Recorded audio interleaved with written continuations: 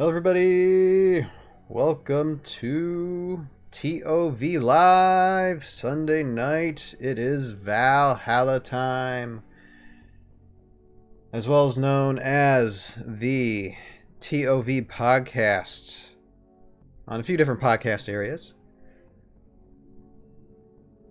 Yes, absolutely. And I gotta get this thing off. Hold on a second. Scroll up. OBS updated stuff, so it's like it's harder to manage. Hi, everybody. How are we doing tonight? Welcome to the ToV live stream tonight.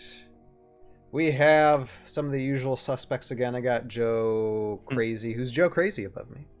Yeah. I got Jeremy, the Elysium, right there. I got Jason, right there by my side. Tabletop Battlefield, Rocket Robotics on YouTube. And I'm Ryan, Tales of Valhalla. How about, guys, we get started? It's been, from what I can tell, a thrilling week of lots of Heroscape. I mean, I've got like 15 basically shots of stuff that we got this past week. And the thing is, it's way different than what we've had in the previous weeks. It's a little insane. Oh, things are kicking up. We're top-notch content this week. Top-notch. We got the concept arts. We got live photos from the office. We got... stolen photos, too. Stolen photos! They were sneaking in each other's offices. It's mutiny going on. There. We all know it was rigged from the start. Come on. Yeah. It's an inside job. Anyway. Yes, thank you everybody for joining this, and if you're listening to this later on the audio podcast version, this is also recorded live and on video, and if you're listening to that audio podcast, you can watch our smiling mugs on the Tales of Valhalla YouTube page, where we have the full stream up online as soon as it's over with, because I have to render the thing and then post it online, and so anyway. How about we get started with Monday last week? Because I'm feeling better. Like I said, finally the sickness is Solid. I'm about 98% better. So it's just smidgen still. I'm but it's been a long weekend, so I'm a little tired. So if I start saying something that makes no sense, let's just keep on going. All right. So yeah, sure. You know what? We'll make sure that you're in check, all right? Don't worry. You guys will bring me along, I'm sure. All right. Monday, day 34. Who would like to say for this one? This thing, please, somebody just take over. All right, I'll start off. That's fine. All right. The world of Valhalla is both beautiful and terrible to behold. Whether we speak of the sprawling forests of Bleakwood, the murky depths of Durgith Swamp, the impenetrable and vile Takala jungle, or even under the ancient trees of the Forgotten Forest. I lost my place. Where the Kyrie dare not tread, the forest groves, jungles, and swamps of Valhalla have seen their share of war. Armies hide their advancement under vast canopies of green warriors, ambush their wary adversaries from the cover of thick foliage, and the defeated hide in the natural camouflage to plot their violent revenge. Before the war, they represented the pinnacle of beauty on Valhalla, the lush riches of the perfect world. Today, they have become the implements of war. Yes, and I always knew. Well, I didn't always know. I basically had a strong guess that if they were putting as much detail into like new factions, Valkyrie generals, miniatures, and stuff, they're gonna just be explosive with the terrain, and that's absolutely what it looks like. What we've seen this past week, and especially with this first one, it came on Monday. Just these concept art designs, and I love what it says here for the title. I wouldn't eat those berries if I were you. And where are the anyway? I wouldn't eat them, and yeah, I would totally agree not to eat them, but what is that? I mean, one of the things that I would love to see in the terrains, just so I can get this thought out there and so it doesn't disappear on me, is that I want more terrain that not only can potentially kill you, but that you can kill it. Like wound tokens on a terrain, kind of almost like how you can destroy a door. And so you have different terrain environments to where not only are you fighting against an opponent, but you're also fighting against the terrain as well. I mean, lava and water, have their own element, but I would like to have something to where not only can you have to be wary of it and can fight against you, but something that also has special abilities and for you to be able to fight back at it. I think that would just create another level of gameplay, especially on the tournament level. Yeah, I mean, I don't know if the tournament level would want anything like that, but I know I would regardless, because I would love to go into a battle and go, oh shoot, I have to avoid this tree because it's poisonous, or I have to avoid this patch of grass because it's gonna make me stick there because of all the prickly pits. And it's like, oh, I have to use an extra 2 movement to get away from it. So if I either fight this person or I get stuck with the tree, and so you have this, gameplay mechanic built into the map design where it gives players even more choices, where it's like, okay, I can go to this really high place right now, but I have to go through this dangerous area with all of this different type of brush. And there's so many different ones. Like, all we have now are jungle trees, normal evergreen trees.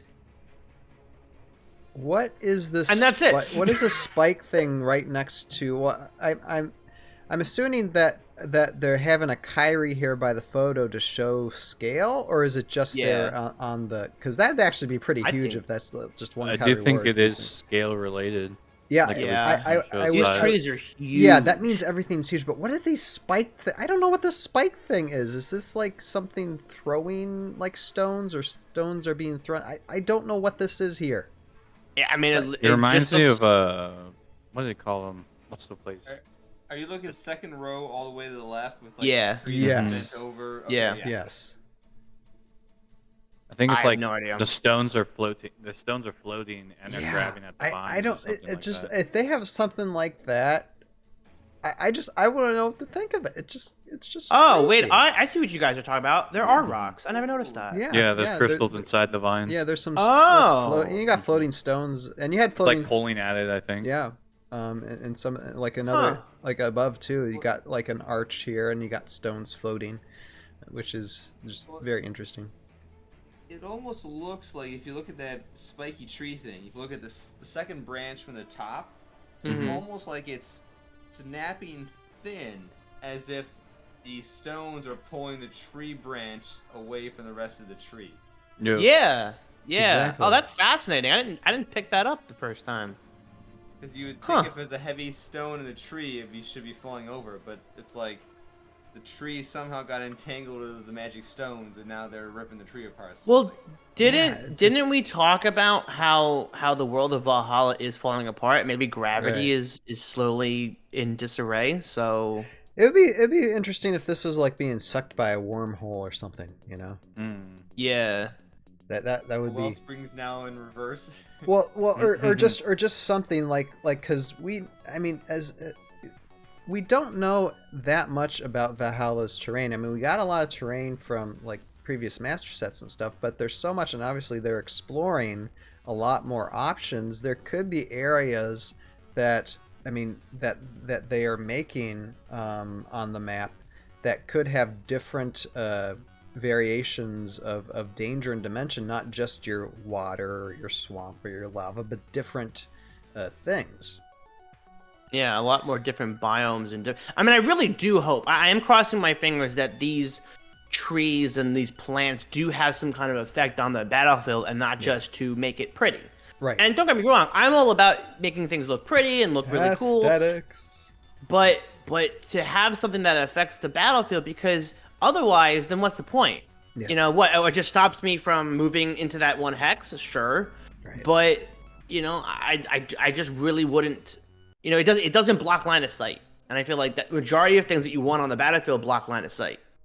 I would love to chop me some plant that was trying to like Venus flytrap me, eat me alive. That would be so, including like you're trying to fend yourself off from a plant that you can easily kill because it's got its own wound tokens, but also you're trying to beat your enemy as well. It just that would be difficult but tons of fun. I just want to mention that we do have someone commenting here in Facebook, and for the Facebook post, I don't know on my screen if you're watching this through the Heroscapers Facebook. Your comment might not be received through my my comment slot. So just keep that in mind if you're commenting through Heroscapers Facebook. I might not see it, and if so, I do apologize. But I do have a comment here from Chapman Ryan who says we're talking about the strategy of plants maybe trying to kill you. Totally would change strategy. Couldn't take a one life squad down a narrow path with high chance of one wound due to poison plant damage. Oh yeah, for sure it would change some strategy if those were on the board and if that's what they do, for certain. I mean, even if you have this instance where you have your opponent or yourself roll the d20, and it's like, oh, you roll a 1 through 5, this happens. Roll for a 10 through this happens. Either you get a wound or you have to stay there for an entire turn. You can't move from it. And have just these different gameplay mechanics, and still have all that chance type of things, and so you can risk it all and go through that brush or not. Absolutely. And just, whatever they release, coming up in a couple of weeks for Age of Annihilation,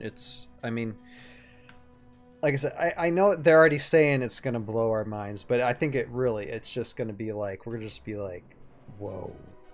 I'm still trying to cope with all of this. I'm still in a shock. Heroscape's coming back. Yeah. Still trying to process that. And that's mostly what you got, what you got to say. For it. Oops, sorry. I did a boo-boo. Hold on. The plants don't necessarily have to kill you. Hold on. Dangerous. No. They could be like emitting a toxic gas that maybe just reduces your attack by 1. Sure. Or you have this, more traditional thing where maybe if you're next to the plant and you're shooting through it, you get a defensive bonus when you're being attacked. But but since you're right up against it, firing through it, you don't get a negative firing at the opponent. There's all sorts of fun things they could do. Or I'm thinking, if you look at the bottom row, 5th plant over, it walks. Oh yeah, it does look like it has legs. I can see that thing creeping across the battlefield. That'd be so wicked. Where is whoever that? wins the initiative can move it. It's a little berry bush. Squares. Yeah. That's why you wouldn't eat those berries. Is that the bottom one? Yeah, bottom row. Yeah. It's got some legs.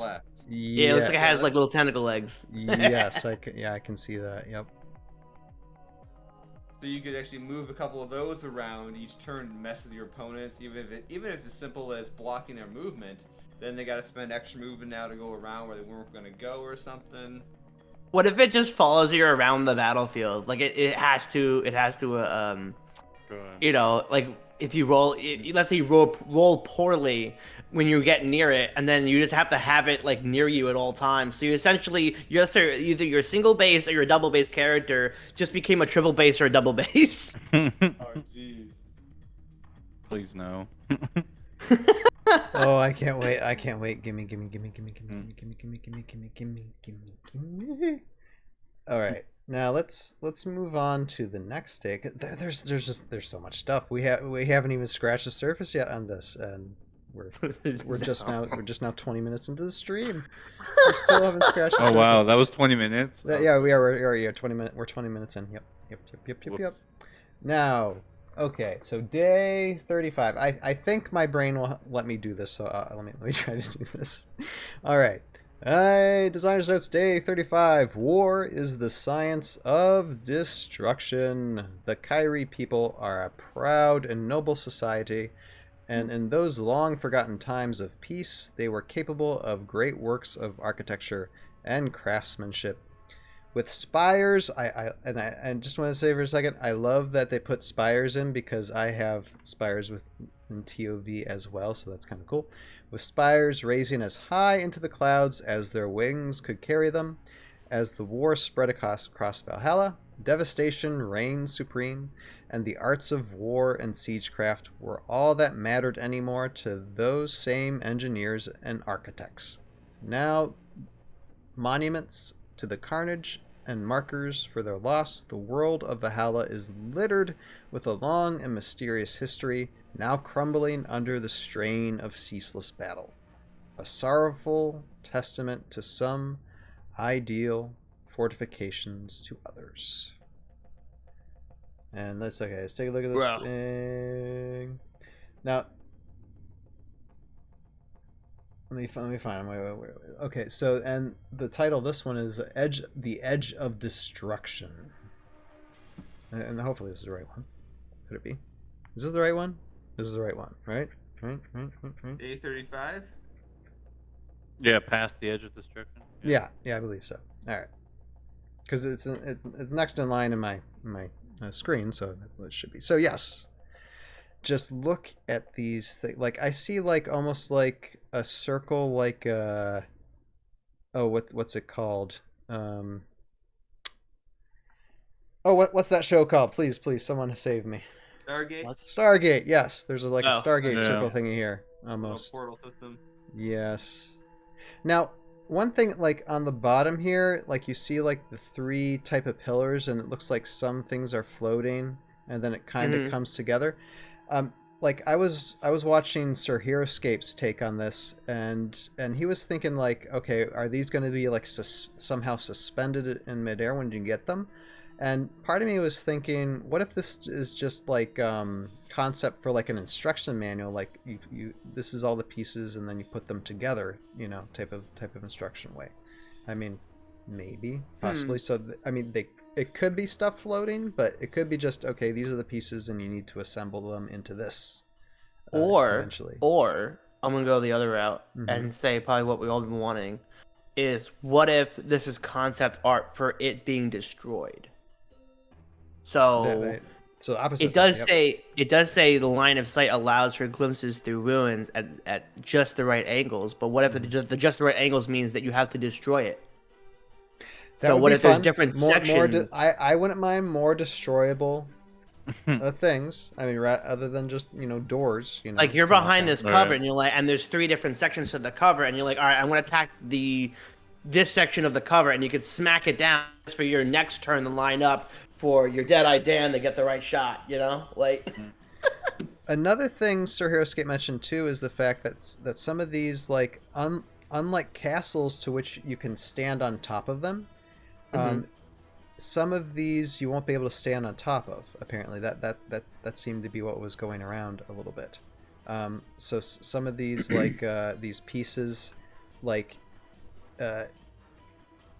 they either like you can fly over them or not. You wouldn't be able to like climb on top of them or anything because there's nothing to get on top to. So, well, the only reason I feel that they're not going to do that at all, unless they have some kind of new option for like stairs or something in the future, is the whole ladder situation. So that's the thing. A lot of people don't like ladders, apparently. People really hate ladders. People really hate ladders. Just live with it. Just learn it. How's that? Thank you for like making all my audience go away now, Joe. About I think all I just went to 0. Oh, I'm sorry. It's -1. All 5 of you who are listening. And then everybody, like the little bit of the audience I was getting on my podcast, they're all gone now. It's like, oh, okay, they don't like ladders. Oh, how dare they? Anyway, all right. Modular overgrowth. I really like this castle, and it almost reminds me of something similar to High Ground, to where you have like roots of trees surrounding this castle, almost like this is like maybe an Ular. Or something maybe underground, because you also got like looks like different colored ledges alongside of the castle here, and I'm talking about the one in like center right. Yeah. And so it could be something underground, and these are just roots of trees from underground or something. Either way, it's just like, yes, please, I want underground. That would be nice. I mean, yeah, I mean, they could just be, swamp overgrowth. And the fact that it says modular, meaning that you could probably put any types of these ruins inside of these areas with the overgrowth. And I'm like, no. Customization in my terrain? It's gonna look, What? I mean, this has taken it to not just a new level. I can think this has taken things 10 levels up, really. No. Oh, yeah.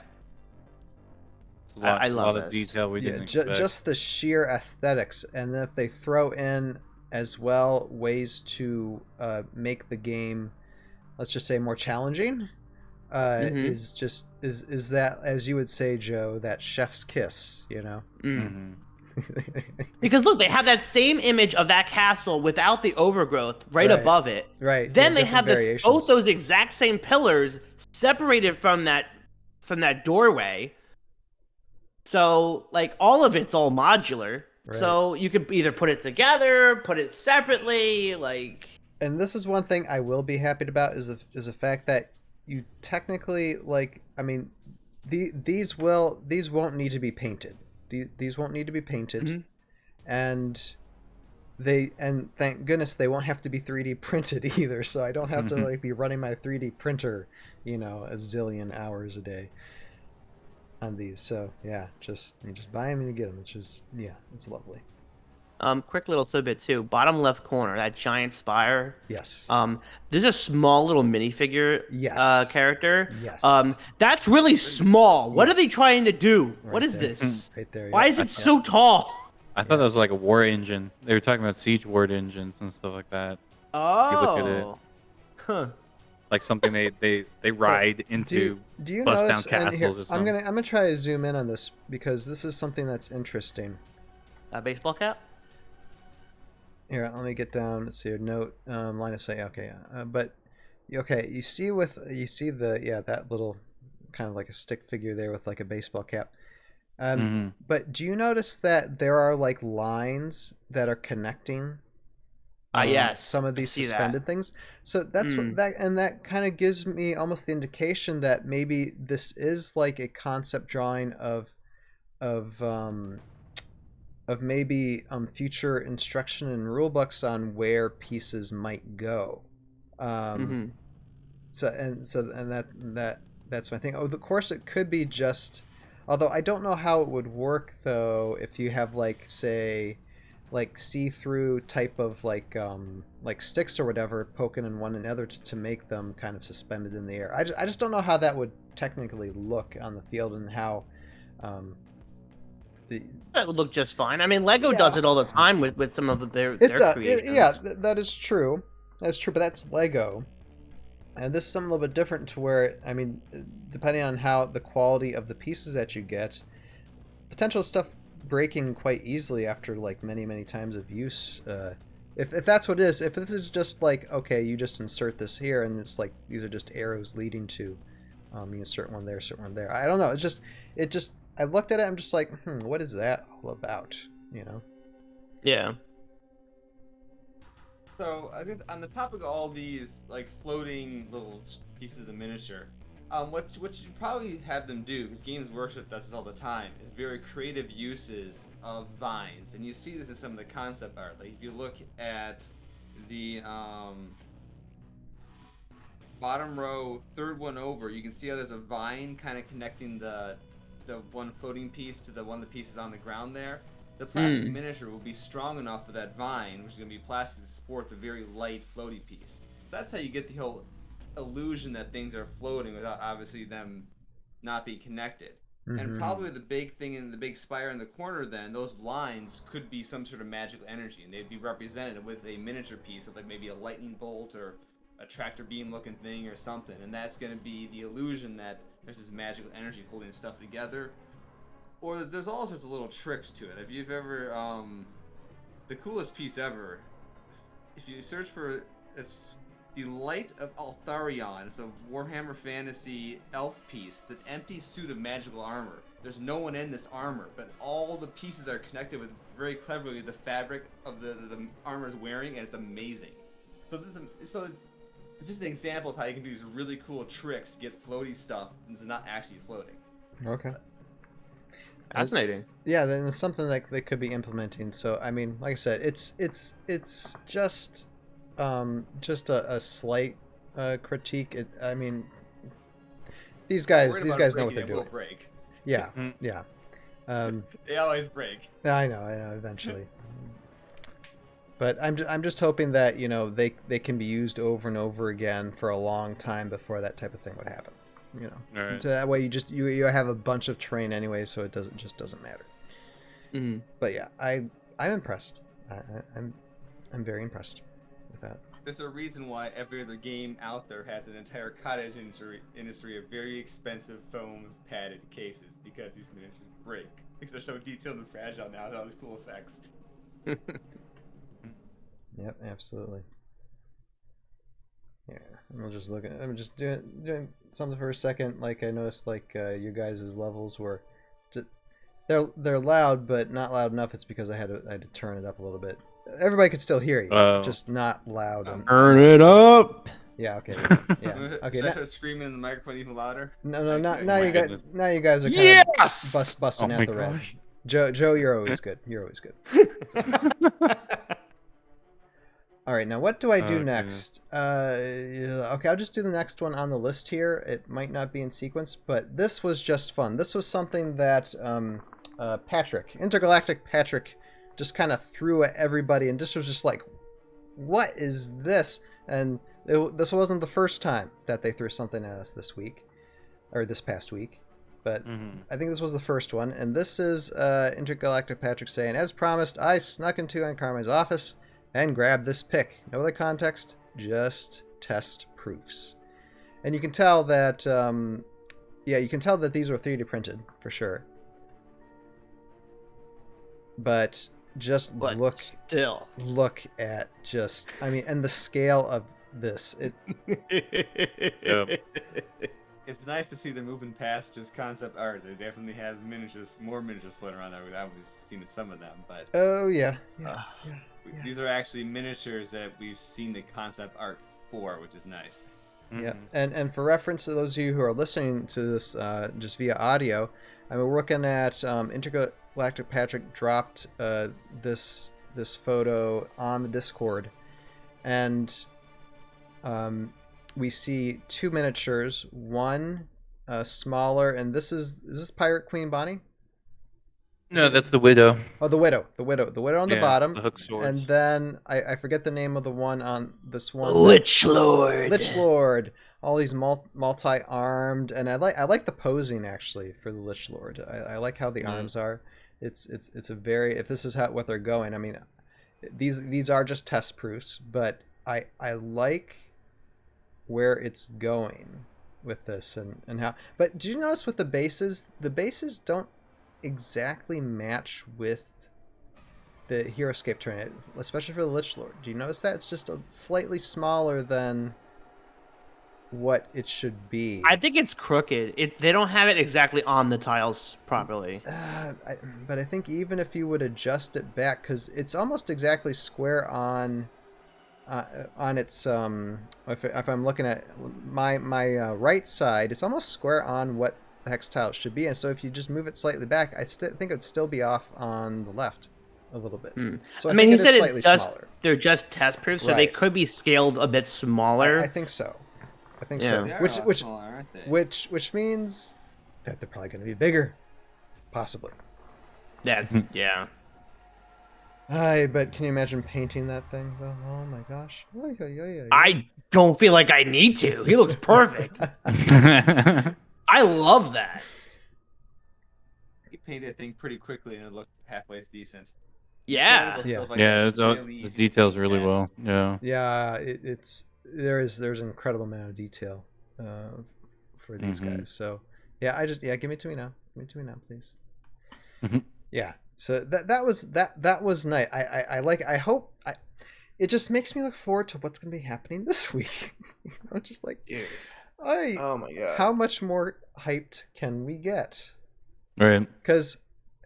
And I will say that it was a good strategy, even though they were kind of like going with what the crowd was going for. But I think it was a good strategy to change things up last week, because I mean, we were just getting for like the first few weeks just like faction lore and some character lore, as well as some concept designs of miniatures. We weren't really seeing anything else, and I think it was getting a little like, okay.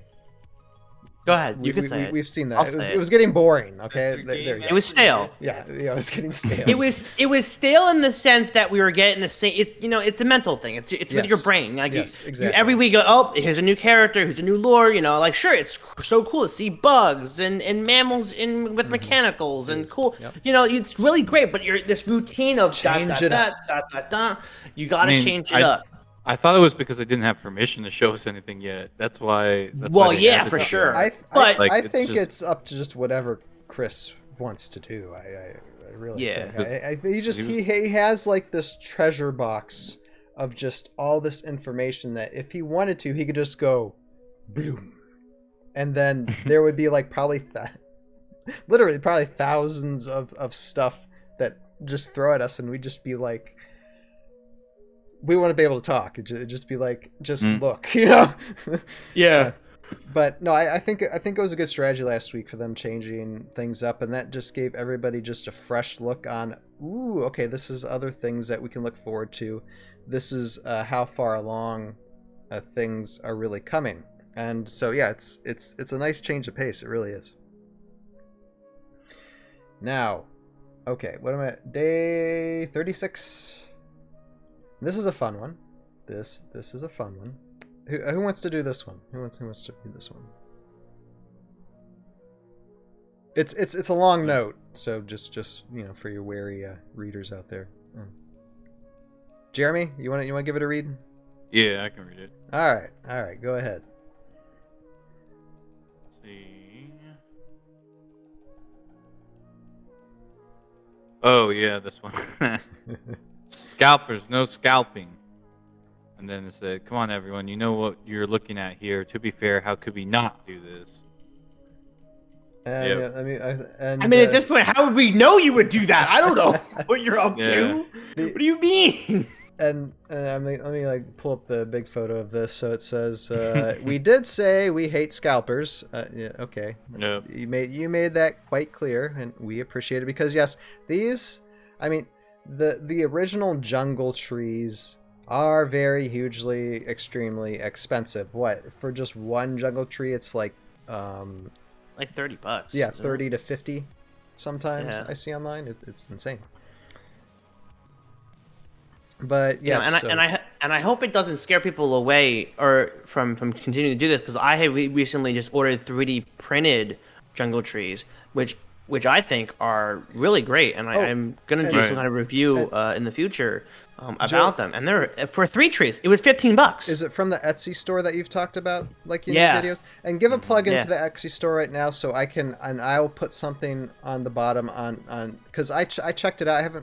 I probably purchased something in the future from them, but I like what you're plugging in for them. So go ahead and give them a plug right now, and I'll make sure that there's a link for their Etsy, here I'll pull it up on my thing, because I don't memorize things that easily.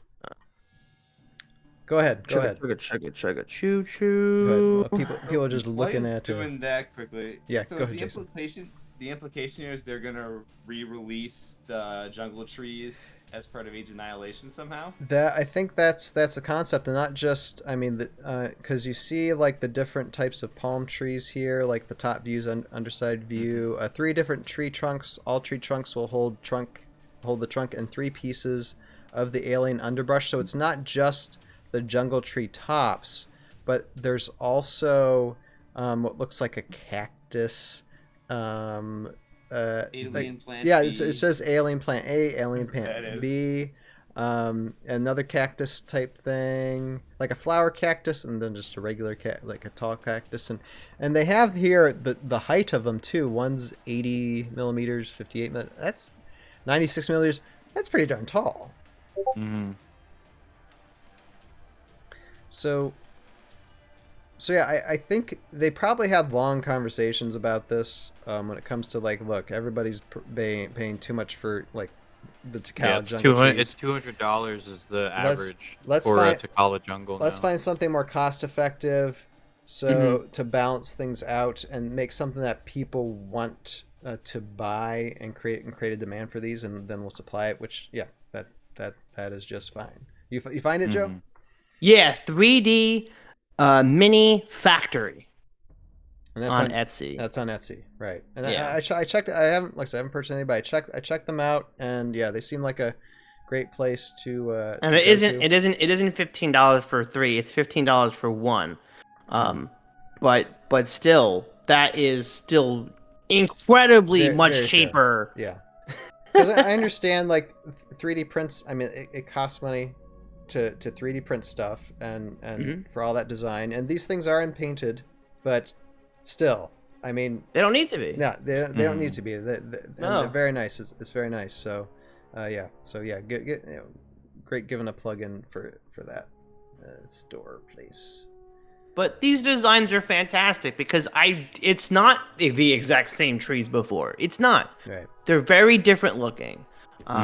You know, Right. I mean, the different Yeah. the plant Give types them a too. little Looks like variety. they could be interchangeable. Yeah, a little Oh yeah, variety. it's all like even the plant base here of like the palm tree.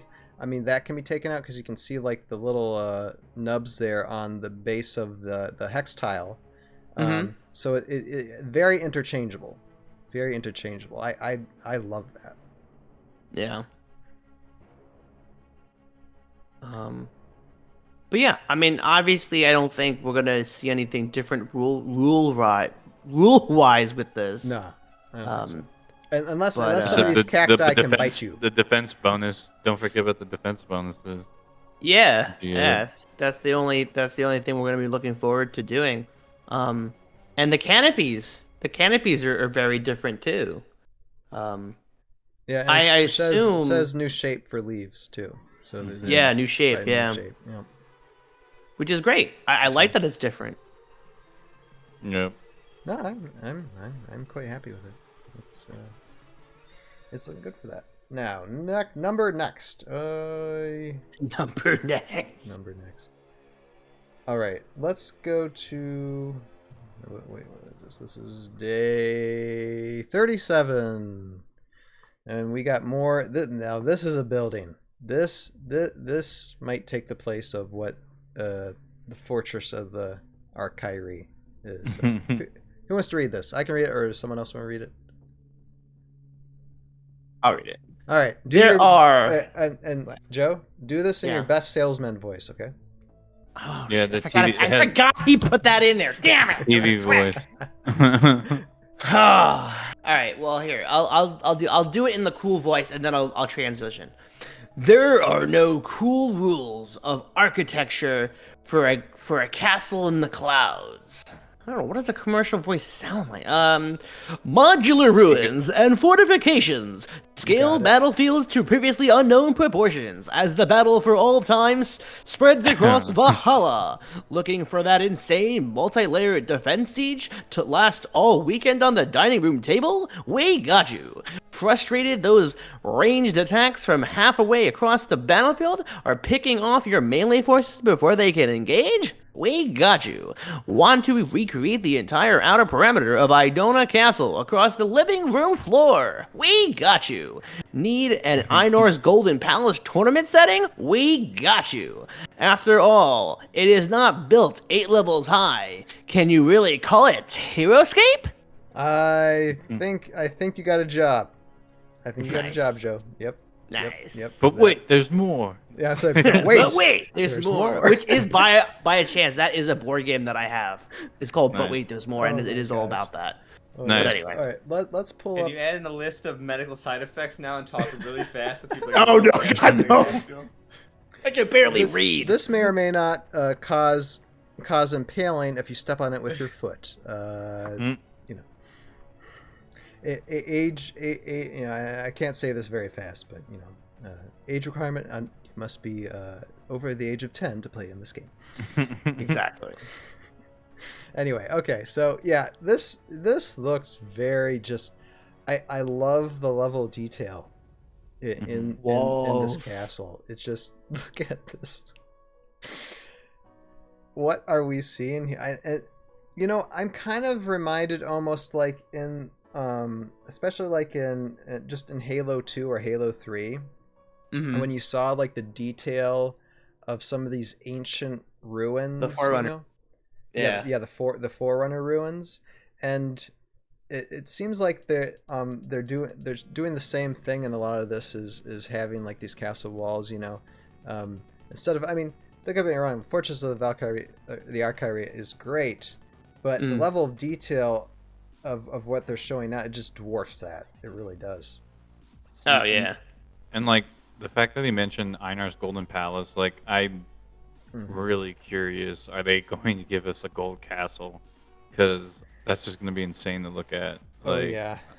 I think the idea is that obviously I think this stuff will be, I guess, still a gray like the Fortress of Valkyrie, but I'm sure at some point if you wanted to paint it gold, you can. So there's still that potential, and but the fact that we're getting, how are they? These don't look like they would fit on a hex. I mean, it looks like it should modular. go.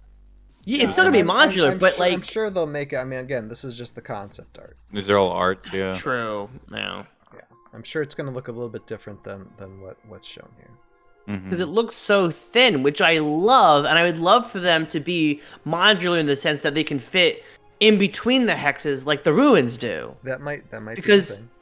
Because I absolutely love that design. There's I mean it's a lot simpler to put things right on the hex and be done and call it a day, but you have this design built into your terrain that only one piece of terrain uses. It's impressive too. Like you almost like if you were like at the same level, like the miniatures are going to be, and you just look up at this wall and your mouth's hanging open basically. Yeah, that's how I kind of envision like wow.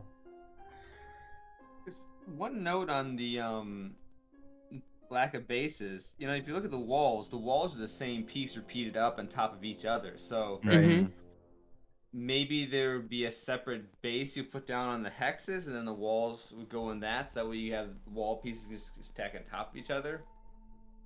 I mean, that's probably it's probably a lot like the castle walls we already have, where they have the base and then wall. Yeah. Again, you can spread this out on your living room floor. That talks about how much stuff you're probably gonna get. Right. That's nice. Oh my god. god. Buy 7 sets. My empty bank account, I can just sense it. But wait, there's more. That's because what a you have credit to card's buy more. The debt, not the debt. Put it on the card. Put it on the card. As much as you want, and you can get as much as you want. When is that Avalon Hill credit card coming out? Yeah. Oh my gosh. I need my reward system now. I need my cash back rewards. Chris, can you give me cash back rewards? Here's your Hasbro credit card. Choose Yeah. which game system you wish to receive the rewards on. Yeah, exactly. Star Wars Heroscape action only. figures. A lot of points. Now, Matches the Gathering trading cards.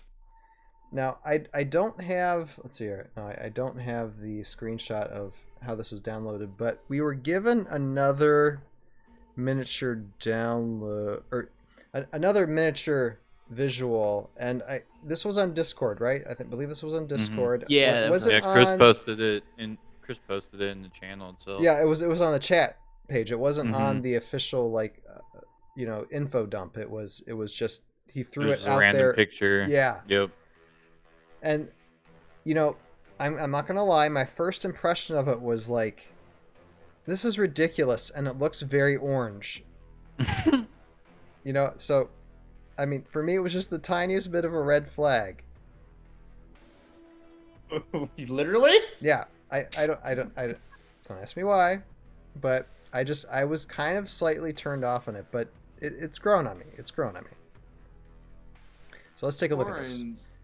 It is just a CG render. It's not an actual miniature. Right, and So, I mean, and it says, digital concept shows, actual product may vary. But no, I like the background. I like what this is, supposed to represent, and this Hellforge. So we've seen concept art of this already. How do you if someone else explain to me what is that? How do you pronounce that? Manticore? Manticore? That's how I've been doing it. Manticore, yeah. I was saying Manduker. I was hoping that this was going to be bigger, because I think it was mentioned that it was going to be like a 2 or like a peanut, like it was going to stand on a peanut. See, I mean, it looks massive. It does. if we're gonna keep doing this whole debate shit, everything's a debate now. It is a 2 base. It's just wrong. I haven't looked at the comments for this. I'm just going because it's been a busy week. Okay, I haven't time to look at people's rants. It is a 2 peanut. It's just the angle that they shot it at. All right, it is much longer than it is. Don't give me this angle bullshit. No, okay. Peanut. Okay. Don't bite my head off. I'm just making an observation. It's just like, you already said that you didn't like it because it was orange. I'm already on hot heat for that. I said I initially didn't like it when I saw orange. Okay. Go ahead. Keep offending me. Go ahead. Oh yeah, I know. I dug myself in a hole, didn't I? Anyway, it's still amazing. Great design, and I mean, if this if October 1st, if they start throwing out if this is how they're going to show the miniatures and eventually the sets, very, very nicely done visually. I mean, when it comes starting out, so for sure. For sure. I cannot not be disappointed in something sometimes. Come on. It's I can't be happy about everything all the time. I mean, we're supposed to paint it, so orange is just the base color. It's make it. I'm sorry. It's just the orange. It takes 30 seconds to spray prime the miniature. Yeah. Right. $20 spray prime for Games Workshop. Actually, maybe $25 now for Jerry. Change the prices. I know. I'm definitely going to with my Hellforge. I got that center piece with all the teeth or whatever. That's just gonna be fire. It's just gonna be fire spiraling outward. I got to do something special effect with that. Oh yeah. Because that is. Oh my god. But again, I personally still can't wait to get it, because I just just show me the stat card, That's what. And I actually have some. I've been in communication with some people within that have been on Heroscapers a long time, and they love the gameplay. They're not really. They don't really care for much about the concept art or the aesthetics. They're just we want to know how these things play. We want to know how they play in the battlefield, and we're not gonna have our say. We're not gonna say what we think about it or make a decision, think about it until we see those stats, until we see how they play, and how everything plays. So yeah, and part of me is looking forward to that too. So no doubt. Yeah. # show us the cards. Let's get it trending. We only have 2 weeks. Show me the money. I mean, show me the cards. Show me the stats. Show me those stats, Jerry. Show me those stats. Come on, Jerry. Say it to me. Say it to me over the phone. Show me the stats. Show me the stats. Jerry, I mean Chris. I was trying to figure out a way of doing Ryan, you are not the father. But I don't was that you were doing with Jerry? I think Jerry Springer? No. Oh. No. This is Jerry Maguire. Yeah. Oh. Is this a little bit before you guys' time? I'm sorry. No, but I don't remember that movie. Come on. That's an incredibly famous line. Show me the money. But if you haven't seen the movie or you forget the movie, I gotta go back. I'm sorry. I know I'm talking to a younger generation above my head. I deserve Jason to go knows into what the I'm talking Hellforge. about. Jason knows what I'm talking about. Take me, Hellforge. Take me. I deserve. What'd you say, Jason? I'm familiar with that particular line from the movie. Yes. So now it's okay. This is a challenge for people watching this on YouTube. Comment below and just put in the comment a question mark. If you've come this far in the podcast and you do not know that line, put a question mark, and so that shows you don't know what it is. And go watch Jerry Maguire, please. Thank you. If you're old enough, because if you're under the age of 18, get your parents' permission or wait till you're older. But yes. Anyway. All right. So moving on again. Let me get to this now. This is Friday. Is fun because let's just get to it. All right. Because we got a few pictures to show here. Mm-hmm. And we get some confirmations here. And so this is what Carmine says. I don't know, everyone. These Valkyrie icons are looking fantastic, because he has that in caps.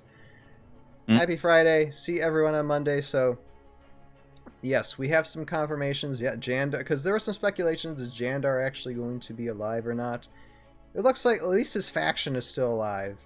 And let me get to...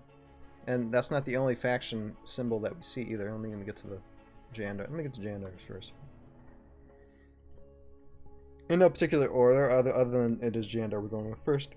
So, there's Jandar, ancient of days, looking, bearded, with the kind of like curly whiskers and like kind of like a flame type thing in the background. But the beard has more curls this time around. It's kind of like a take from the and see, like, okay, Marion's commenting on the chat saying, you don't know about Jerry Maguire? So even she knows. She knows what I'm talking about. Hi, Marion. Thank you for coming on the stream. Thank you for commenting on the stream tonight. But yeah, it's great that they are coming up with, designs that are familiar from the old game, but are just something new, as well as like on the bottom of these texts, like you have, and I know you've been studying this a little bit, Jeremy, haven't you? Like these script or writings on the bottom, trying to figure out what they say. So he actually he just mentioned in the chat a few hours ago, I think. So let me pull up what he just said. He just said it. So let me grab that real fast. Yeah, give us a scoop. Give us a scoop. So they are all concepts. They are all concepts for a single language for the Kyrie. Okay. And so from what I was able to pick out, if you look really closely, those are in fact the letters that would spell Jandar in the Kyrie language. That's interesting. So Jandar is in English a 6-letter word, but in the Valkyrie language, it's 1, 2, 3, 4, 5, 6, 7, 8, 9, 10, 11, 12, 13, 14. It's like 16, apparently? Well, if you look you got to look really close. You got to zoom in. Those lines are connected. A lot of those letters are like multiple. Yeah, I could kind of see what he's talking about. Let me zoom in. Like really thin lines. Yeah, I still don't see it, but again, I'm not a linguist. That's my wife's job. It still looks longer than 6 to me. Yeah, it still does me too. I mean, yeah, some of these are connected, circles. But anyway, it looks very interesting, and I like it. I like it because Chris, I think because he spoke Tolkien to me once, and I'm like, you had me at Tolkien. So I think developing a language for this, for the Valkyrie is a genius move, because you get more in depth and lore when you start creating a language for people. Very Tolkien-esque, so I'm impressed. I'm very impressed. The thing is, like, Tolkien started his whole progress on Lord of the Rings because he wanted something, the conlangs that he created. He created languages first. He was a professor in languages, so and it was an Anglo-Saxon language, I believe, and he created his own. And then he's like, well, I created these. I'm going to write a book about these. I mean, even when he was serving in World War I, some of his earliest writings was when he was in the trenches in World War I. Just Tolkien's depth is amazing, and to get anywhere close to that, you have to work very hard. But I'm glad at what they're doing here when it comes to the developing the language of these things. So, Chris, we need an alphabet book eventually. Well, we have to create. Yeah. I think we need to start deciphering this stuff and figure it out for ourselves, so that when they do drop some more stuff, they can sneak in some extra codes. We need a good linguist out there. We need a good linguist who can decipher these and start creating an alphabet for these. Yeah, when I do my update, I think I want to try to do it myself. I want to see what letters are which and see if I can get it right. Look, if you're just gonna create a new language and you want to do it right, there should be no parallel between the new alien language and English. Right. If this is just simply a substitution cipher for the English language, that would take 17 It would just seconds be for a computer science guy to solve. Yeah. If that's what's here, how you do that is if this is literally just like a substitution cipher for English language, the most common symbol is going to be E. The second most common symbol is going to be like T, A, the Wheel of Fortune letters, and you can work backwards from there. It's really easy to solve. That's what it is. But if it is actually a real language, you're not going to know what it says from one from 3 words. Right. True. Right. True. Right. So yeah, I look forward to what that is. Now, that's not the only Valkyrie General symbol that we saw. So I'm going to go actually next with another. Oh, that's true. Because go ahead. We have 2 more. We have 2 more, and so I'm going to go with one that we already should know about, which is some say Vidar, some say Vidar, but here who says that? We do, Joe. We do. And who says what? Which? English is a varied language. It is. Anyway, okay. I'm just gonna go with Vidar as the common one, and you see here it is very similar to what the symbol originally was, but I like what are these? Are these like arms of some kind? Yeah, I've seen a lot of questions if it's arms or claws or alien talons or something like that. It's very cool. Like it's a cool symbol. Insects. Robotic insects. Yeah. I like it. And notice how the language in this is a lot more loopier. Mm-hmm. A lot more loops. Like you have some that look like penguins actually, half penguin beak, things a little bit. Oh yeah, I can see like it looks like a beak. Yeah, a little bit. And it Does just that mean each general has his own language now? Because this is different. Or there it could be a variation, like you have like in all languages there are different variations depending on what region you go to, of what the language is about. Like you have England English, and you have different variations of English even in the United States of America, and how people say it and write it. So it could be the same language, just different types of dialects. So I actually have bad news. Yes, sir. Bad news. What's that? So someone actually asked him if they were different dialects, and he said it might be a bit excessive because they have 4 for Transformers and it's just mud. So from what I understand, these are all concepts for one language. Like they're different versions of the one language that they're trying out, and they're trying to figure out which one to go with. So we're getting a preview at one language, but viewed in different ways, and they're probably going to pick one. So basically, go with that. Okay. So basically, it's just they're a test still in the concept. planning process of it, which is understandable. I mean, like to create a language, it takes time. It takes if you want to do it right and well. Like Jason said, if it's something that they're just copying and pasting, it's easy decipherable. I personally don't want that too much. I think if you put a lot more work and effort into developing a language to where everyone in the future will be speaking Klingon. That would be a fun thing if you catch my drift, right? Sure. So please, Chris, I mean, take your time with it. I'm not that impatient about if you guys are trying to develop a language or trying to make a little bit more fun in the lore and the culture of the Valkyrie. I think it's a very fun thing to do as long as you do it right, and you take your time with it. Again, respect the source material and see what you come up with. I think it would be a great idea starting out so far, and just keep on pursuing it. Take your time with it, and that's probably what he's thinking anyway. So, absolutely. Now, let's go to this last one. This one kind of it confirmed what we were guessing already. That Revna is a Valkyrie general, and you notice how for this type of language now, okay, yeah, the languages vary, but this one there's a lot more order to these letters a little bit. I sense a little bit more order based on these strokes, It's kind of like bold, kind of serious, and then just the image itself.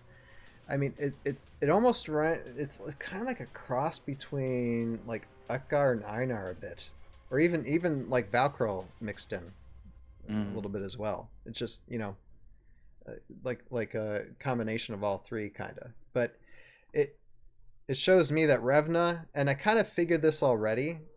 Revna's probably Valkyrie general that you do not want to mess with. Mm-hmm. No.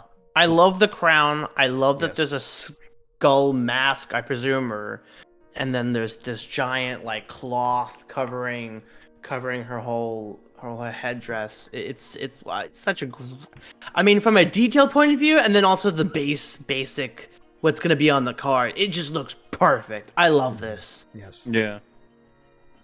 Which one of the new factions is under her control? Because remember her name got The dropped. Craven a while ago. Court. She's got the Okay, bugs. The Yep. insect bugs. Okay. Mhm.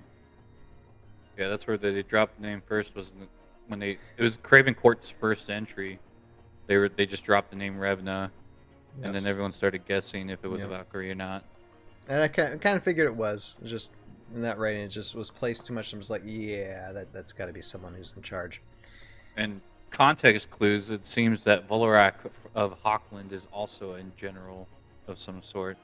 Because a lot of people have been asking, and Chris has not directly said yes, but has basically been like, We're going to be exploring. I mean, I already know that we're pretty sure we're going to be going to Hockland, and I think we're going to be exploring. If there's going to be more Valkyrie generals going to be coming up now and in the future, there's definitely going to be other regions that we're going to be exploring as well. We're just not going to stay in that. Sorry, not careful microphone. There's gonna be other like regions that have yet to be opened up to this world that we're going to be able to explore and see for sure. Because we're absolutely getting a brand new map. Oh yeah, and it's much bigger. Yeah. Oh, hey Chris, here's an idea. I know this might give things away, but why don't you give us like just an early concept drawing of the map that you're creating for Valhalla? How about that for this week, huh? That could be this week's overall. I'm gonna battle plans. Issue that challenge to Chris. I don't know. He'd be like, no, not yet. But you know what? I think we're ready. What happened to hashtag show me the cards? I know, they changed so Show me fast. the stats. Show me the maps. So fast. Show me the maps, Chris. Show me the maps. Come on, say it. Say it to me. We all gotta create our own Say it to me. hashtag, and whoever gets the most uses of that hashtag is what Chris has to do next week. Oh, we have literally a matter of hours. I have to edit this and upload Good this. luck. So One Good luck. watches stats, this. one map, one miniatures. Jeremy, what do you want? Let's see. I want the lore, but like more like. You want the Thormun journals? You want concept of journals? Yeah. Yes. Journals. Yeah. Show me the journals, Chris. Show me the journals, Jerry. Maybe Show me the maybe you can journals. add that. I can add that hashtag to one of the trending ones, and then people click on it on accident, and then mine goes. You show Click us, on it by accident. Chris. You They, show click, us they these think things. it's talking We'll show about you the money. Cowboys, but it's not Cowboys that they think is. It's the Cowboys of Heroscape. Yeah. Yeah. See, Cowboys is trending number 6 right now. I'm just gonna do hashtag Cowboys Heroscape. And then, How do you create the most inflammatory hashtag? It has nothing to do with Heroscape, but for our purposes, it does. Yeah. Marion's saying, "Show me the maps. Show me the maps." Yeah. Chris, show us these things, and we'll show you the money. We'll show you some money. There There you you go. How go. about that? Yeah. There That's it how is. that works. Bribe them. We'll Alright. show you the money, Chris. We'll show you the money. Just take our money right now. It's already been taken. We're gonna be in yeah, Avalon probably already. Hasbro's debt for the next 10 years, probably. I don't Yeah. think I'll be mentally ready. I'll work with it my off. credit card. I think I'm gonna have my girlfriend hold my credit card. Yeah, we definitely have to take our time with this, and saying everybody lose control, just lose control right now. Okay. All right. Yeah. Now, so that's it for this week. And before we move on to the YouTube comments, any other thoughts for this week from you guys? Oh my god. I'm excited for October 1st. I can't wait to build an entire maze with the castle terrains. I'm also excited to hopefully see to make a brand new swamp. with all the new, all the brush you can cover with the ruins, and then put the the poisonous bushes and stuff. I want that. This is where I see they're gonna be drawing back in the younger crowd when it comes to being able to assemble. It's like Legos, being able to assemble these terrains into whatever you want to do. That's half the fun. That's half the reason why the younger generations got into this. It wasn't just the fact that you had miniatures that you can fight with, but the fact that you could build these terrains and stuff. I mean, my son's 4 years old. Anytime he looks at the terrains that I see, he just points, and he just wants to look at them. He even tries, even unsuccessfully, tries to build with them, and he likes to see what gets built, no matter what it is. So yeah, if that's what they're going for, this, I mean, whatever misgivings people had about oh, you can't paint the miniatures, oh, this and that. I think the terrains are probably be a thing that's gonna pull them back in and be like, oh, this can still be used for the younger generation and appeal to their their sense of building things. It's hands-on learning, really. Yeah, I mean, that's why I got into the Heroscape. Yeah.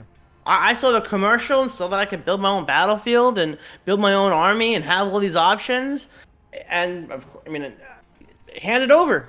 I wanted it and I got it, and I just couldn't stop playing with it. Right. Well, hey, it's like when I will my stuff, who am I going to will all the Heroscape stuff I have to? Will be the kids who are interested in it the most, If I just have one, then there you go. It's like, okay, it's on you.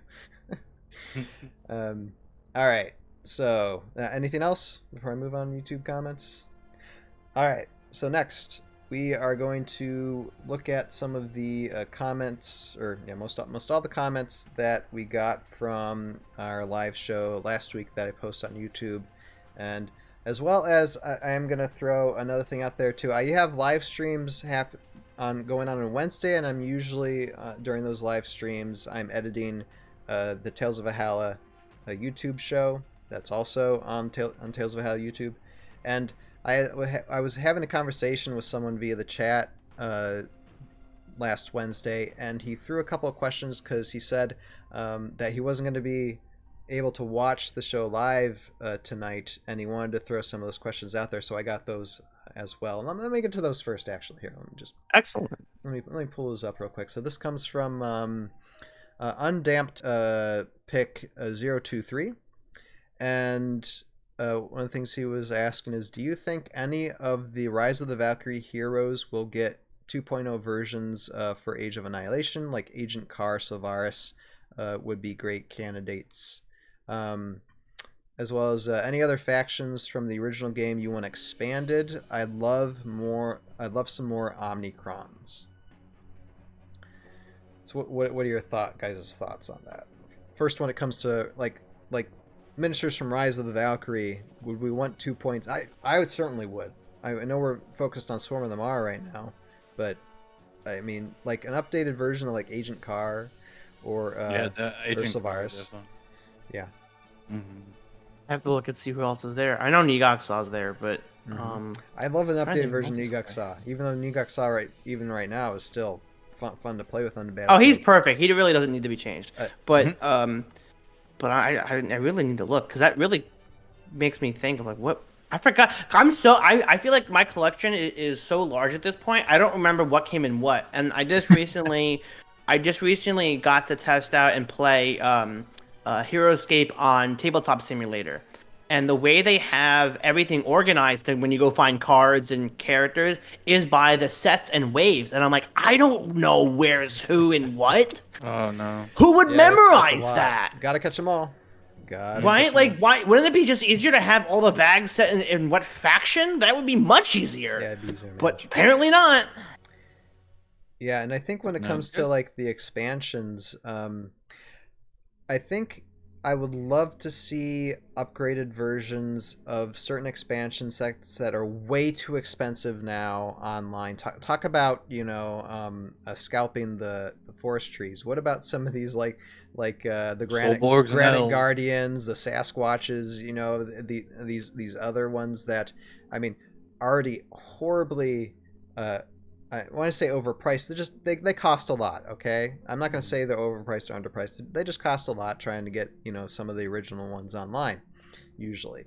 And it would be great to have alternatives to some of those that you really like to have. You like to have them have their stats. Although, I mean, like I said, the Etsy store that Joe mentioned, I mean, they do have some of those, so that's a great alternative. But and if you want to go after the original ones, fine. But it would also be great if Avalon Hill might provide an alternative eventually, maybe for some of those things, like updated versions of those as well. Would be interesting. It doesn't have to be in their list right now. It doesn't have to be. It could be something in the future because there's a lot on their plate. But that's something that I think might be a possibility. Hopefully. Like just to see the updated miniatures would be awesome for someone. Even the stats are the same for the original Rise of the Valkyrie characters. The miniatures that we're seeing so far are so much better than what was in that set. Right. That it's just yeah, to see those. No, for sure. Yeah. Wow. There's a lot in here. Yeah. Mhm. Yeah, if you ever explore, Joe, just seeing through all these expansions is oh my goodness, it's wild. Yeah, I completely forgot that Grimnak was in that set. There's no other orcs. He's the only one. I'd love to see a Grimnak 2.0. That would be kind of fun. Even though Grimnak himself, on the battlefield, is just oh my goodness, crazy. But what if Grimnak is riding another type of monster? There you go. Grimnak 2.0. Nah, it's got to be still a dinosaur, though. Sure, different You have different the type of Chompy dinosaur. without Fine. the T-Rex. Fine. Yeah. Fine. Cool But looking dinosaur. there's tons of made-up dinosaurs out there, so why not? Yeah, I mean, to go off that, if the orcs are going to continue riding dinosaurs, I'd love to see one ride a Stegosaurus. A raptor. But I like. so if well, we already have one riding a raptor. What am I talking about? Tornak. Yeah, Tornak. Yeah, but to answer his question about what factions I want to see expanded, definitely I think Vikings, and definitely the orcs, and of course more Deathwalkers. Oh yeah. I feel like the Morrow's already pretty fleshed out already. It's the most fleshed out faction. They have the most. So Still need more. they don't really need Still more. need more. We need more, Joe. We need more. But yeah, there's really not a lot of Vikings, and I feel like Vikings would be really cool. Yeah, that would be nice, for sure. All right. Yeah. We need the Dread Ghouls. We have Valgard show up without his army. He's all by himself right now. All right. Who? Valgard, he's the Viking that works with Einar. He has the lizard arm. Lizard arm. I gotta look him up. I probably don't have him. That's why. Wait, who are you I saying? think he was Valgard. Valgard. He's in Wave. Oh yeah. Valgard makes a little bit appearance in season 3. Yeah, I don't have him. Valhalla. Yeah. Yeah, he's the Viking faction that's the opponents of the Tarn Viking warriors. And they just brought him without the hero. And so yeah, he's kind of just been by himself this whole time. Huh. Yeah, he's a warlord. Huh. Yeah. Interesting. Yep. All right. So thank you. He was Wave 4. Thank you, Undamped, for those comments. And like I said, if I'm doing stuff, we had a lovely conversation. I didn't get much editing done. Well, actually, I still got the editing done that I wanted to get done on last Wednesday. So it's all good. But I mean, I like interruptions. I like interruptions from my editing work. If people have questions on the Wednesday night streams, by all means, hop on board and feel free to ask. I have no problem with that. All right, now let's go on to the the YouTube comments here, and we'll go to the first one. This answers Joe's question from last week, asking Chris, does he write these all these posts himself, or does he get help? And so Chris does answers. He says, yes, I write them myself. Short, sweet, and quick. There you go, Joe. Excellent. Excellent. All right, now let's see here. We do have a few comments here. Some are long, so here, hold on one moment. I gotta make sure I get the right stuff here. All right, let me find. Let me do this one first. All right. So, okay, Demon Hunter, who's Paul, I believe, says some things here, and this isn't. There's actually more that I have in another photo, but it says, with the Craven Court, I keep thinking how difficult those look like they'll be to paint. Oathbound, I'm thinking one figure for the Phalanx and multiple squad figures for the Legionnaires. During a turn, or maybe once a round, you can swap the hero for the squad, and vice versa. Also, I like Joe's theory that there will be multiple squad figures in one base, based on the clusters of the figures in the drawing. Regarding the sentiment, anything and everything can be in Heroscape. I think it depends on how you are using the term Heroscape, as it is both a game system and its own universe. Anyone can use any IP and make their own game using the Heroscape game system, hence Marvel, which everyone essentially agrees is its own separate game.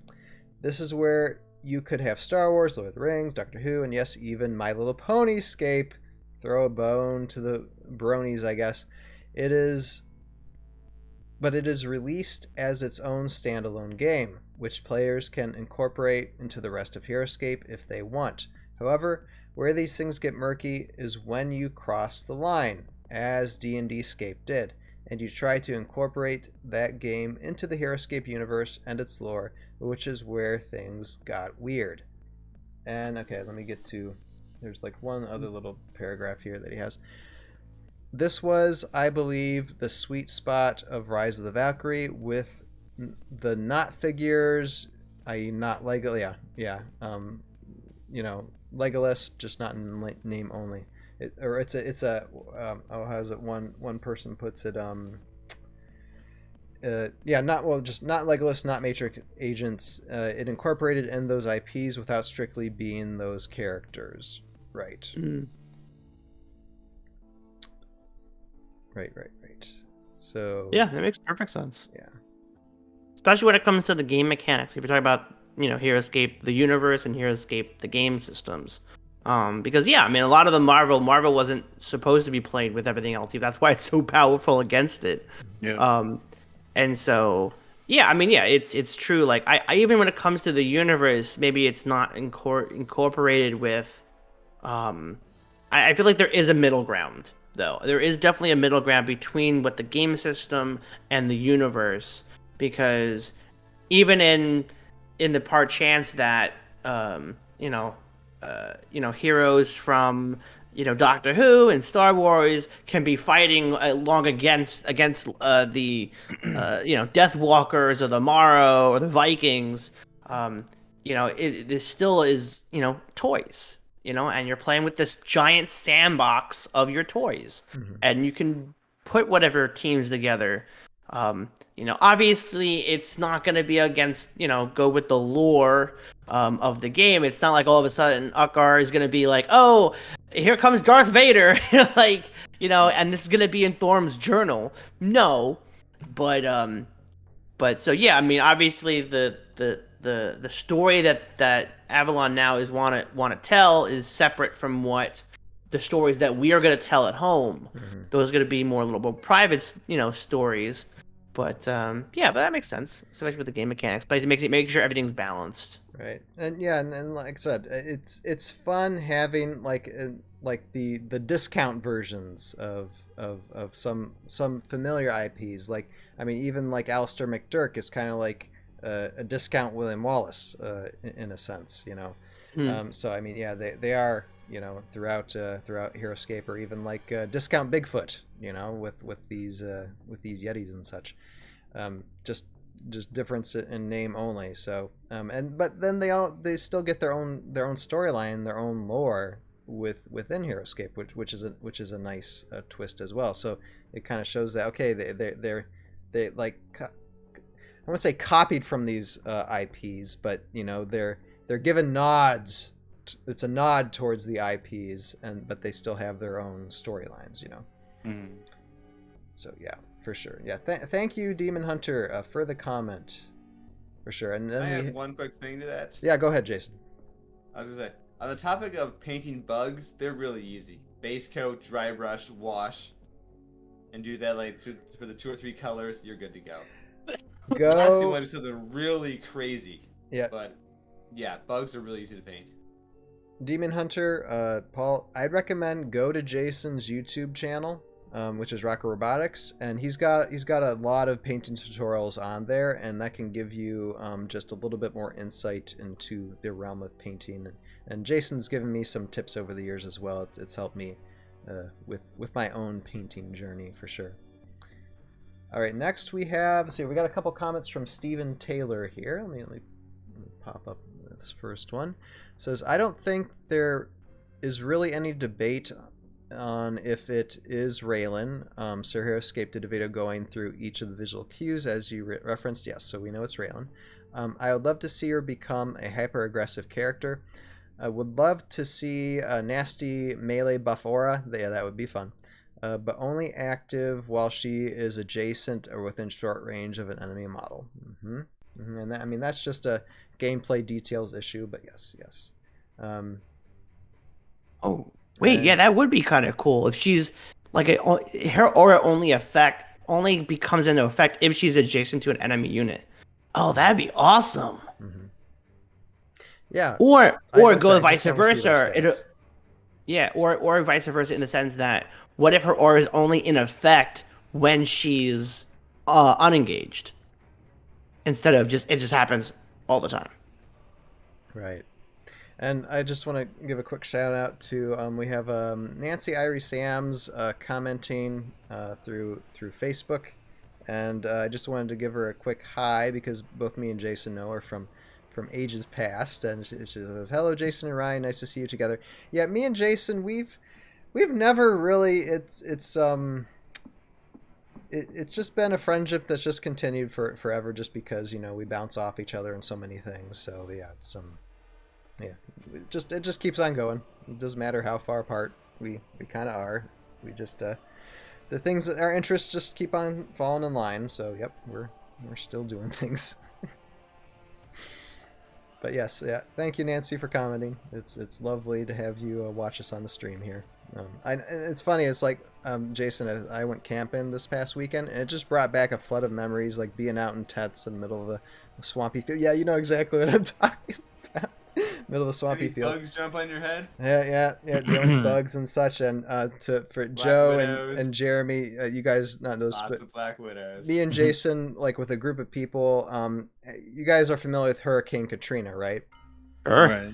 We went, I think it was like within a year of that storm happening, we went down to Bay St. Louis, Mississippi, way back when. It was like I said, less than a year after the event happened, and we were there for a week, and it was miserable, nasty, just almost third world scenario. But we were there to help clean up, and just wonderful memories spent at that time. And Nancy was one of the adult leaders that was with us there. So yeah, it was. Oh wow! And I was just reminiscing that this past weekend too, camping out in the woods. So yeah, for sure. Yeah, we certainly have a history back then. Anyway. That has got nothing to do with miniature wargaming. Let us move on. Okay, so let's open up this next. Now this is a little bit longer from Stephen Taylor, but thanks for the comments anyway. It says, in the discourse of the reveals, and particularly via social media, it can't be ignored that platforms such as Facebook thrive on anger for interaction. Angry comments get broadcast louder because it draws more engagement.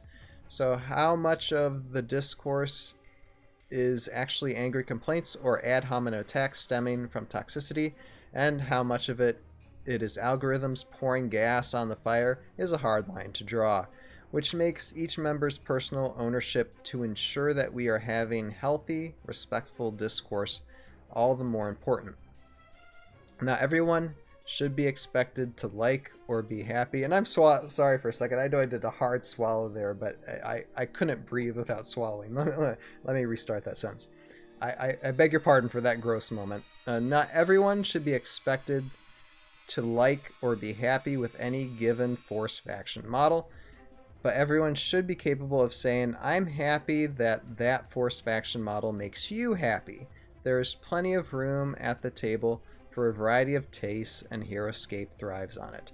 My one true ask for every member of the existing community is that even if the new content is not what you care for, please don't be the reason someone new doesn't get into it. And I couldn't agree more. Absolutely. Yeah, absolutely. Yeah. As much as I agree with the fact that Facebook and social media tends to bring out the worst of people and slowly destroy our society, all this anger and hate related to tabletop wargaming predates those things. Right. Sure. Back before Facebook and Twitter were things, we had miniature wargaming forums, Warhammer forums, MechWarrior forums, and there was a lot of anger and hate on those too. It's nothing new. Yeah, it's just amplified a bit, and I kind of agree with the fact that, I mean, Facebook does kind of algorithmic control, whatever that's supposed to mean. It's stuff, and because you get controlled by what you see when you start scrolling, and sometimes, more likely than not, when you scroll, you see the negative stuff. It's just one of those things. And it's very interesting that even like Heroscaper's Facebook, I have to select an option to not see like most recent comments, but I want to see the most recent posts, and they don't show that automatically. You have to like switch the setting in order to get there. And I'm just like, I want to see what's posted new, not who commented, like the most recent comment on like a 10-day-old post. Give me the new stuff. But if you're, and so anybody who does that in Heroscaper's Facebook, make sure to update that setting. You have to pretty much do it every time you go on, otherwise it just resets back to it. It's one of those, just it drives me nuts.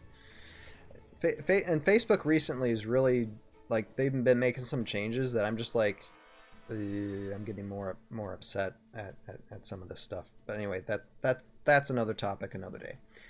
All right, thank you, Steve, so much for the comments and the insights. I always appreciate it. Now, there is another Steve that commented.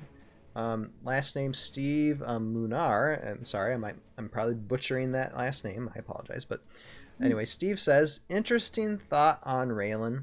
How about the darkness taking over again? She gives in willingly, and the first amulet reforms on her, then causing another Chemoshi resurrection, and then resets the amulets to 3, so the third can be found further down the line. Just a random thought.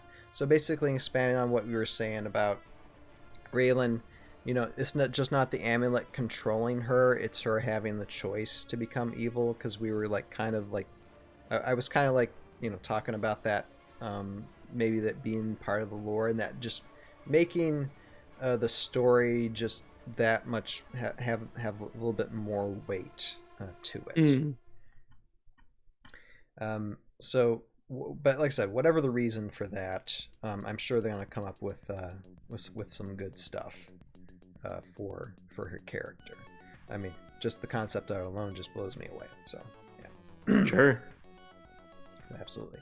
So thank you, Steve, so much for the comment. Thank you, everybody, for the YouTube comments, for the likes, for the follows. For those of you who are listening to this on the ToV podcast via different, I think right now we're on like Google, whatever Google Audio is. We're on Spotify, and we're on another one that I just did this week.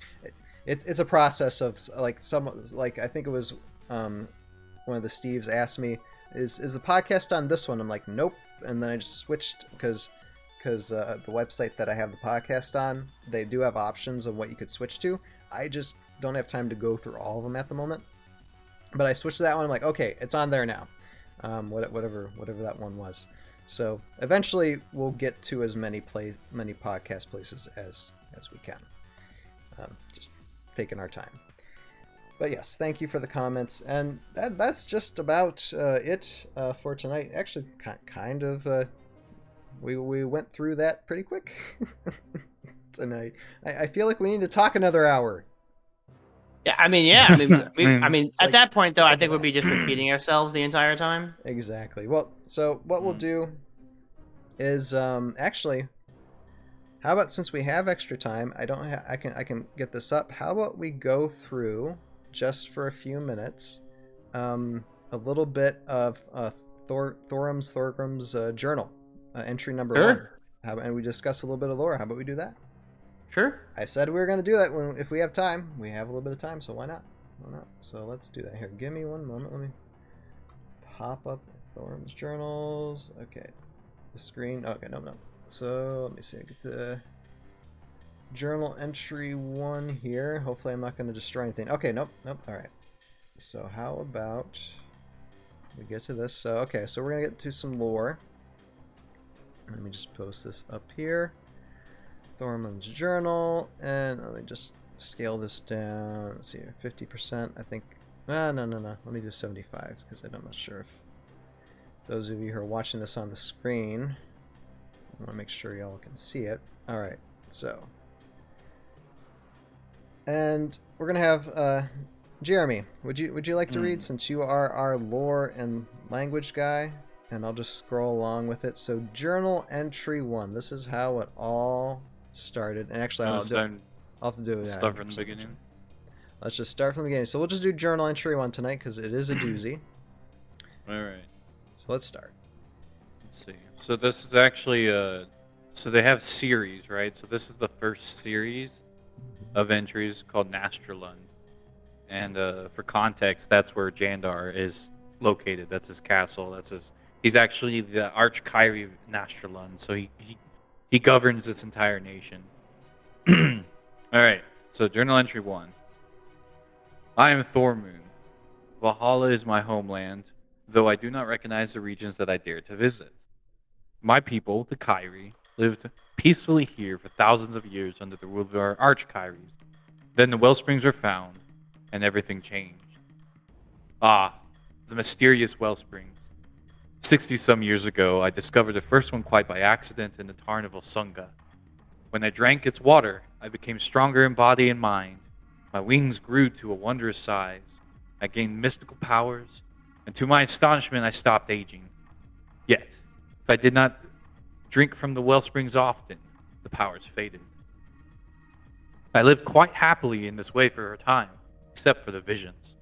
You see, along with the powers came strange visions of armies at war on bleak, unknown battlegrounds.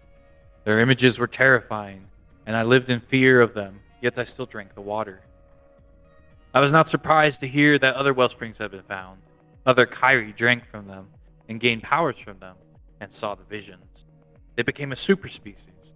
They named themselves Valkyrie, and they seized control of the wellspring. Inevitably, there began a violent struggle over the precious waters. I fled before they could find me, for I was alone, and I did not want war. My powers soon vanished, and the visions along with them. As for the visions of the Valkyrie, they became a horrifying reality. The Valkyrie discovered that the images in those visions were of great heroes, warriors and creatures from other worlds, other eras. They devised ways to beckon them to Valhalla, and gathered them in powerful armies to fight for their side. Lush valleys and hillsides became military strongholds. Majestic mountains became vantage points for deadly attacks on those below. Armies marched, fought, claimed victory, or were vanquished, all for the wellsprings. Alas, Valhalla, my once serene homeland, has now become a war-torn and desolate ruin. They're calling this age of war the rise of the Valkyrie. I traveled the land in secret, carrying little more than my journals and my heavy burden of guilt, for it all began with me. I record all that I witness or hear about for those who will come after me. Indeed, if any do.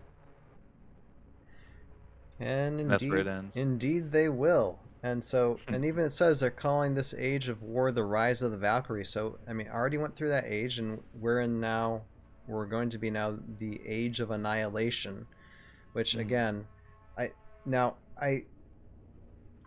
I'm pretty sure that they'll probably present, because we already know there's a voice actor for this character, right? Right. For Thormun. So they're probably going to present the same type of chronicle type setting, probably in written form, but also probably in a little video segment too, with him speaking the words as well, describing what the Age of Annihilation is. And so when it came to him, so we already know he first discovered the well springs, right? Yeah, he found the first one. Mm-hmm. And where was that? Here, I'm going to bring that up. Yeah, they said Tarn of Volsunga. I don't think we've actually seen on the map where that is, but that was the first one to be discovered. Tarn of Volsunga. Yeah. We don't know where Volsunga is located yet, right? Don't think Either. so. Might be something they can expand on a little bit. If I mean, a wellsprings there, it'd be nice to have like different sets to describe, where the wellspring locations actually are that is known about currently. Mm-hmm. So does that mean none of the other generals controls his wellspring then? No, and as far as we know, he found it and he probably just didn't tell anyone because his MO has always been that like observe from a distance kind of guy. Like he's never really wanted to actively participate until later, of course. But yeah, in the very beginning, he was just observing from a distance. Mm-hmm. Now, would this one be like Jandor might be in control of it? Possibly? Maybe. I think he would probably, if anything, he would probably tell Jandar where it is. Mm-hmm. Because he trusts Jandar. As far as we know. Right. Could be different now. Although Jandar still looks like his old self. But we'll see. I mean, there looks like there's going to be some dissension between the Valkyrie generals and others that are coming to Valhalla. So where is the map? Now, and I have a question now as well. So if you have just Kyrie, they drink the waters and they become Valkyrie. Mm-hmm.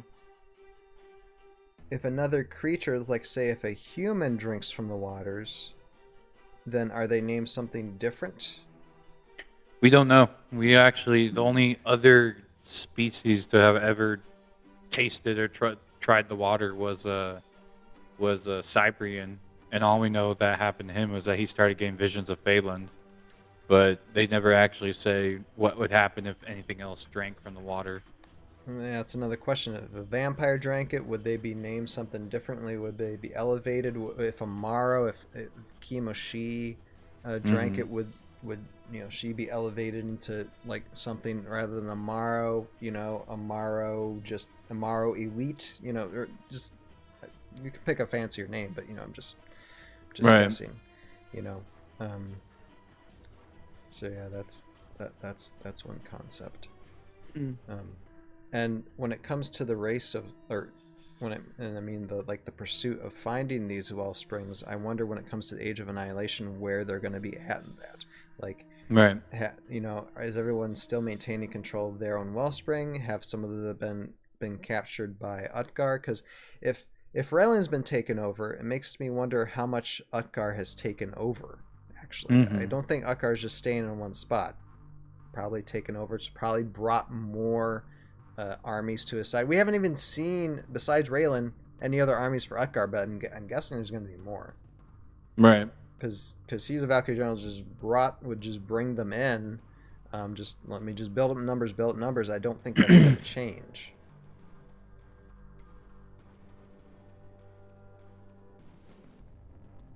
Right.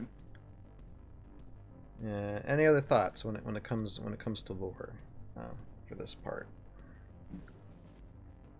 No, I understand what's going on. It's funny because this was all we had for like an entire year almost. Mm-hmm. Because this first page was the first page of the Rise of Valkyrie book, and I remember that being that was the insight basically. That's where it all started, and I don't think they updated it till a year later. on the Wow. website. So for a whole year, the only thing we got was this opening, which is pretty cool. And I mean, we know from some of the development team too that like they're pulling from these journal entries and hopefully Oh expanding yeah, on them. for So sure. Absolutely. to study them and to figure out, you know, the intricacies of them is something that I think we all need to do to understand, you know, what's coming up in the next few weeks to a few months to the next few years. Yeah. And Carmine even mentioned the Golden Palace, which is a word that appears in the journals, and that's something, that's something that no one would have gotten. You can't get that from the cards or the bios. That's from the journals themselves. Yeah, So we'll get to those eventually too. So yeah, just number one but tonight. it tells you they're reading it. That's what that was the point. I would love to have a Thormun miniature. I mean, I'm just throwing it out there. Excuse me. I don't know what he'd be able to do, but you know, if he were given the opportunity, like if he had no choice to maybe fight again, take up arms, or you know, have to defend himself to defend knowledge in some way, that would be interesting. But then again, they're probably still just going to have him as the observer of everything, which is fine. But I'm just saying, That's what he wants. Minister would be cool. Yeah. Minister would be cool. But yeah, any other thoughts with that before we just sign off for tonight? I don't have one. And we'll explore more of the journal entries later and have discussions of lore in the future. Like I said, it just depends on, you know, how nights go, and we had a little bit of time tonight, so we decided to do that with journal entry 1. And for those of you out there who might just like, well, I've never seen, you know, those journal entries, I think you can find them on Heroscapers, right, Jeremy? Mm-hmm. They there's an individual, and he gathered them all together in a PDF file. So if you go to downloads, so jump in on heroscapes.com, go to downloads, go to theme and fiction, and if you scroll down, they're right there, all lined up, nice and neat in order. He actually put them in chapter orders too. So if you go to if you're watching this on ToV Podcast, just go to the YouTube channel for this. This will be, I think this is update video 9, and it'll be link in the description below if you're watching this on YouTube too. We'll put that there for y'all to study up on. Anywho, all right. So thank you, and let us go with final thoughts and signing off then tonight. Who would start with? Jason. So in regards to the new terrain, I did make the prediction there would be new terrain, which is my lowball prediction, so I got at least one more right. Nice. Jason, let's go! Assuming they actually turn some of these into miniatures, but I assume they will, but you know. But that's about it. So you can find my stuff over at tabletopbattlefield.com for paint tutorials, robots, triathlon, all sorts of weird things, and EmpireUnderSiege.com is my space combat miniatures game. Absolutely. All right, thank you, Jason. Jeremy. Oh, so actually, something really cool. I'm gonna read it real fast. I promise. It won't take too long. No problem. But I got a message. So this was on the Heroscape Wikipedia, the one that I took over. One of the people that used to edit back in the day replied to the post I made about Heroscape coming back, and so they say, Heroscape was a big part of my childhood. I loved it the moment I first heard about it, but I didn't really get many figures, just the intro set, Rise of the Valkyrie, and a few side packs. All this time I've wanted to get back into it, but of course there's the problem with the figures not being produced anymore. Maybe with this new wave they'll be put back into production. I can finally start collecting them again. So really excited to hear that. Of course, you know, on every side of every direction, there's so many people that are super excited about this release. And you know, the terrain options, right? We're getting jungles back, we're getting ruins back, we're getting ruins specific to the story, and then the Valkyrie icons, the updated icons, and the new Valkyrie themselves. Like I'm really excited I've always had this feeling that, you know, we get attached, we get really attached to 6 generals only. We're only allowed 6 generals. There's only 6 people in this war. I'm like, no, this is a intergalactic conflict. there's not just 6 people fighting. Like, there's a lot more going on here. I'm actually glad to see that they're adding more generals, because then it's helping us break away from this idea that war is contained within these tiny little numbers. No. This is an all for one for all thing going on right now. So I'm actually glad to see these things starting to fall apart into smaller groups and stuff like that, or specific groups. So I'm really excited to see what they got planned for us. And of course, my stuff is I run the SM Collate. It's a Twitch channel, YouTube channel, and on Twitter, where I go over the lore and narrative of video games and board games, including Heroscape. So you can find me on those websites. And if you ever have a lore question, feel free to ask me. So, Thank you, Jeremy. Joe. Boy, oh boy, oh boy. I've been asking for terrain stuff and seeing all that stuff for a while, because I love the armies. But what got me into the game in the first place was the terrain and building really cool maps and really fun scenarios. And it's such a joy to me to see that we are getting way more than we could ever imagine. The concept designs are phenomenal. I'm so excited to see the implications of what these terrains can really bring to the battlefield. and yeah, seeing the new Valkyrie general symbols. Revenant looks fantastic. I can't wait to see who's in charge of the Ironclad, or what series of generals, because I think it says Masters at some point through those things. It says Masters. So, we live in a world now that Heroscape is back, and we have a faction. Where Heroscape is back. Exactly. Heroscape's back. We have a faction that doesn't follow any Valkyrie generals, and then we possibly have a faction that follows that is maybe essentially being followed by 2. So it's just kind of wild that I'm just so I really just want to see what the Ironclad. I've been loving the Ironclad. It's been my favorite faction so far. So totally into that. But yeah, totally excited. So if you enjoy my insaneness, that all of my excitement that I jumps out of the screen on this podcast, head over to JoeCrazy3193. I've been starting to do my own update videos where I go over the entire week, give it my opinion, as well as give the I do a lot of reading. I'm not used to reading, and so if you see me fumble, that's why I don't read. I've been reading a lot of what's on the forums on the Heroscapers.com through Cap Socrates. He's been a fantastic member, giving us all the updates through the Discord pages and the forums. So I've been reading through all that stuff, educating myself as well as everyone that comes on by. So brand new video released today. We talked about the Lifeborn Order, the Dryans. So, and thank you so much for having me on again, Ryan. Oh, always, yeah. Yeah, it's always a pleasure. And yes, and again, I am Ryan. Tales of Valhalla, The Aftermath Chronicles, which is a stop-motion Heroscape adventure. Currently working. We got Season 1, Season 2 on YouTube. Just type in that YouTube search bar, Tales of Valhalla, and you'll find us. Currently working on Season 3.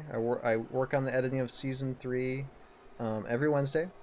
Live, so if you want to catch me, ask some questions, as some people do, so always a lovely time. And yeah, for tonight, I get more and more excited every week. Like I said, I just cannot wait for October 1st and what that is going to show. Absolutely. And so yeah, just totally looking forward to it. And Chris, show me the maps, Chris. Show me the maps. Show whatever hashtag thing that these guys wanted as well. Show me the cards. Hashtag show me the cards. Vote in the comments below. Show me the stats. We already have one. Show me the maps. So just even if it's got to be piecemeal, you can some of it you can have some of it you can Photoshop and blur what you don't want us to see. But I just want to see the size. Exactly. Blurry images just week. Just blur some stuff just to show us the size so we can. Guess and more speculation. You show us the maps, Chris. We'll show you more money. we'll show If you there's a more war money. council, is there a war room where they actually have the new stuff set up and they've just been playing and test playing with the new stuff? Probably. I love to be a fly I on mean, that it's the wall. tradition. Anyway, yes. So Chris, I know you're watching this, so there you go. All right. So with that, just press all the buttons, follow these guys, subscribe, just do all the things that need to be done, and always love the audience participation. Please comment, give us your thoughts and ideas that we'll talk about next week for sure. I try to cover all the comments from everybody. So always appreciate the interaction with all you guys, the audience. And so with that, thank you guys for watching. Those who are watching live, Marion, Nancy, Chapman, Ryan, always lovely to have people on board live with us, giving us comments. Always appreciate it. So with that, I'll see all you guys Wednesday for the continued editing of episode 7. Hopefully it comes out in a few weeks. I'm on a roll getting this editing done, so we'll see. So hopefully within like 2 to 4 weeks, we'll be able to see this next episode, Tales of Val, to see what happens next. But with that, I'm Ryan. You have a purpose in your life. Find it, pursue it, live it, and we'll see you guys next time. Bye now. See you. Peace. See you later.